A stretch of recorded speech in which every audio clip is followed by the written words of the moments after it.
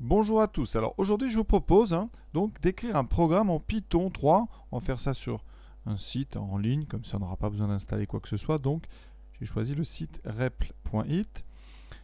Ici, le programme que je vous propose, c'est donc de déterminer les coordonnées d'un vecteur AB et sa norme à partir des coordonnées des points A et B. Donc, je vais vous rappeler quand même les formules parce que l'objectif c'est à la fois de réviser les maths et à la fois de faire donc du Python.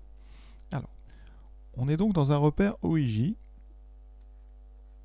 qui est orthonormal, ce qui va permettre le calcul de la norme. Ça sert pour calculer la norme. Vous savez qu'on peut calculer la norme d'un vecteur avec une formule que je vais vous donner quand on est dans un repère orthonormal.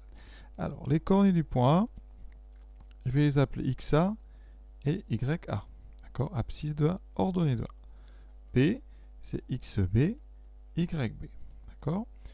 Les coordonnées du vecteur AB, eh bien vous aurez une abscisse, une ordonnée. Soit en abscisse, on les met en verticale en général. C'est donc les coordonnées de B moins les coordonnées de A. Donc abscisse de B moins abscisse de A. Et ensuite ici, ordonnée de B moins ordonnée de A. D'accord.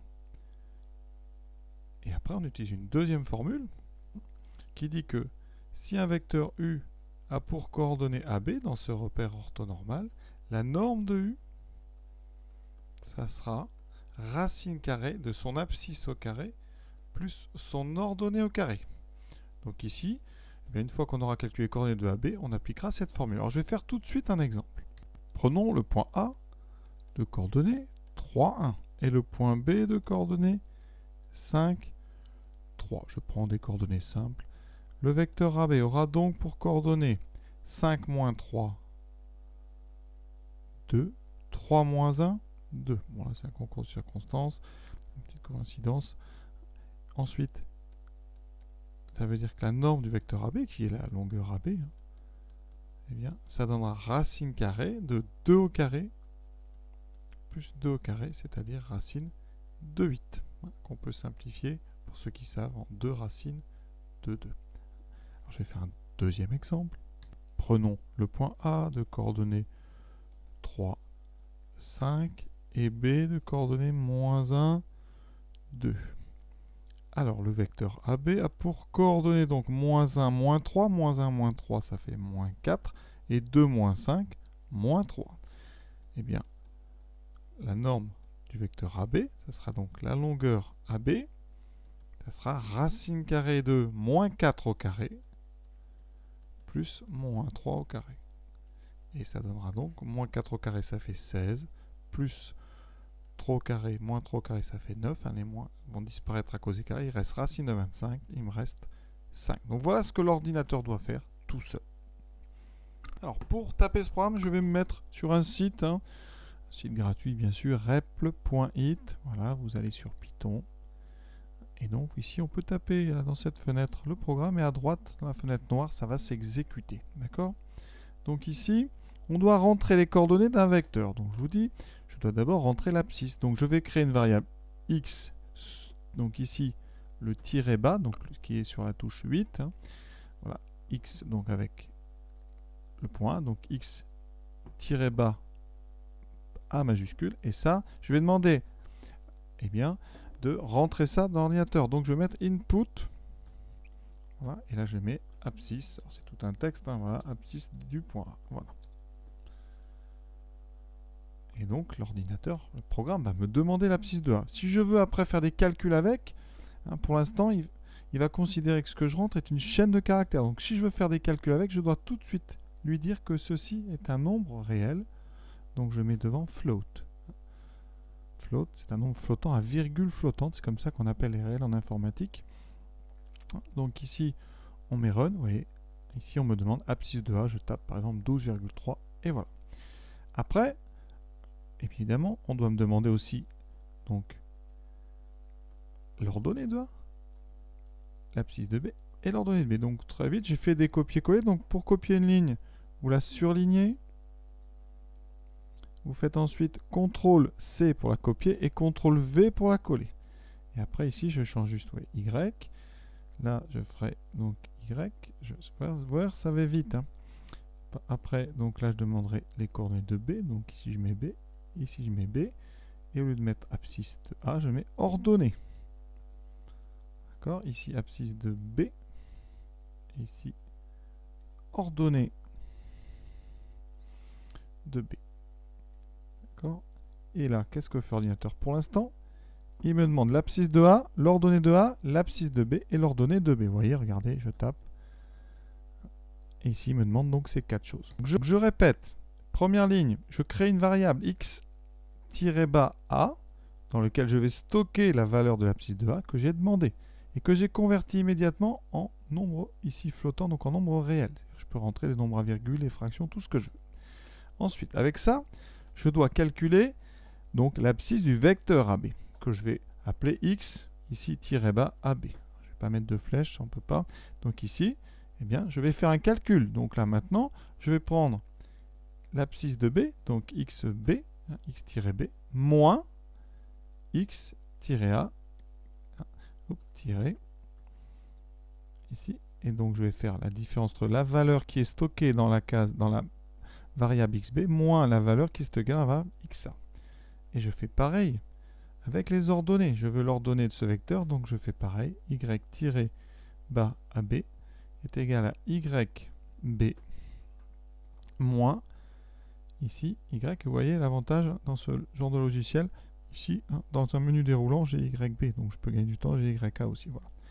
Ça permet de gagner du temps. Maintenant, eh bien, je viens de calculer ces deux coordonnées, je dois les afficher. Donc on a vu ça, print. Qu'est-ce que je veux afficher? XAB d'abord. Donc je mets X et vous voyez ici, XAB, virgule YAB. Et voilà, on a fait le plus dur. Ça va afficher, regardez, run. Je donne l'abscisse, donc 1, 2, 3 et puis 6 par exemple. Et vous voyez que ça m'affiche des coordonnées 2.0, 4.0. Ça affiche des flottants, donc il y a toujours 0.0 même si c'est des entiers. Alors si je veux mettre un peu les formes, eh bien dans le print, je vais indiquer abscisse du vecteur AB, hein, voilà, égale à, et je mets après une virgule. Donc là, vous comprenez que cette chaîne de caractères va être affichée. Ensuite, il affichera la valeur de XAB. Et ici, je dois mettre donc la même chose, ordonnée de AB. Avec le égal, les guillemets pour fermer. Et ensuite, voilà, je vérifie. Donc, je tape toujours un des nombres au hasard.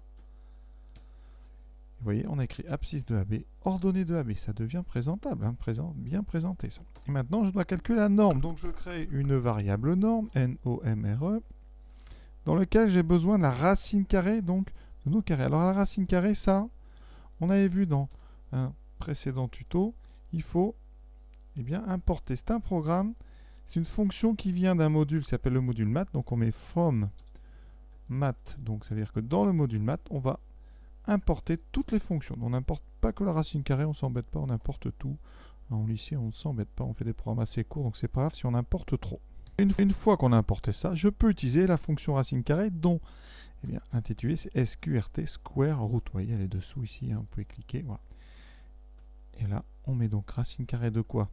De xab que vous avez là, qu'on met au carré. Alors le carré, sur Python, eh bien, on met étoile, étoile, avec un 2.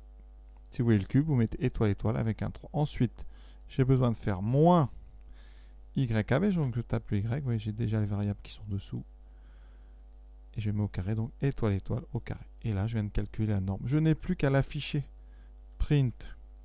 Donc, un petit peu de présentation. Norme égale, voilà, virgule, norme sans les guillemets pour afficher la valeur.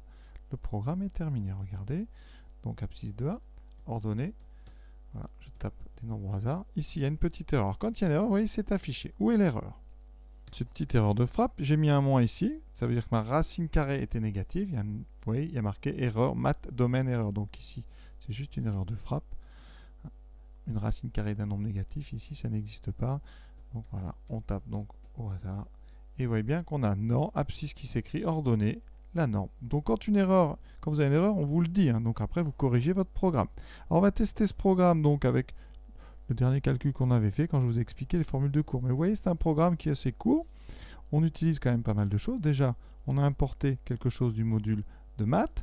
Ensuite, on a converti des caractères qu'on a entrés au clavier avec float input. Et après, Donc on affiche une abscisse, une ordonnée, et on utilise la fonction racine carrée. Donc l'exemple que j'avais fait, c'est A 3, 5, B moins 1, 2, et on devait trouver moins 4, moins 3 et AB égale 5. Donc ici, je fais run, voilà. Abscisse de A, 3. Ordonnée de A, 5. Abscisse de B, moins 1. Ordonnée de B, 2. Et vous voyez, l'abscisse de AB, c'est moins 4. Ordonnée de AB, c'est moins 3, c'est bon. Et la norme, c'est 5. Voilà. Alors ce programme, il peut vous paraître compliqué. Pourquoi? Peut-être parce que les variables, ici, j'ai utilisé le tiret bas. Alors le souci, c'est que si à chaque fois, vous mettez par exemple des lettres un petit peu au hasard, AB, C, D, etc., le programme, après, perd du sens. Car quand on le lit, on ne sait plus trop ce que c'est A, ce que c'est B. L'avantage, ici, des choix de variables qui sont explicites, c'est-à-dire quand on met x-bas grand A, on sait que c'est l'abscisse de A, d'accord? Donc on va pouvoir se rappeler vite des formules. Pareil pour le y, voilà, tout de suite. Donc vraiment, n'hésitez pas à mettre des noms de variables qui sont vraiment explicites. Vous voyez, j'ai mis norme égale, ça c'est clair. Voilà, il n'y a aucun souci. Vraiment, c'est quelque chose qui ne peut pas... Quelqu'un qui arriverait saurait tout de suite ce que j'ai fait. Évidemment, vos programmes marcheront si les formules que vous utilisez sont bonnes. Donc vous voyez, tout à l'heure, j'avais mis un moins au lieu d'un plus. Bon, ça ne marche pas. Donc il faut aussi avoir, pour faire un programme déjà, eh bien, il faut que le côté mathématique soit solide derrière. Mais vous voyez qu'il n'y a rien de très compliqué et on va quasiment en seconde se contenter de ça. On rajoutera bien sûr les boucles et les conditions, mais déjà avec ça, on peut faire pas mal de problèmes. Même on peut en faire beaucoup. Donc ça, c'était donc un programme adapté à la géométrie qu'on dit analytique. Donc calcul de coordonnées, calcul de normes. Donc derrière la norme, c'est des calculs de longueur. Voilà. J'espère donc bien que ce petit programme vous a plu. On en fera beaucoup d'autres évidemment. Pour ceux que ça intéresse, voilà. À bientôt.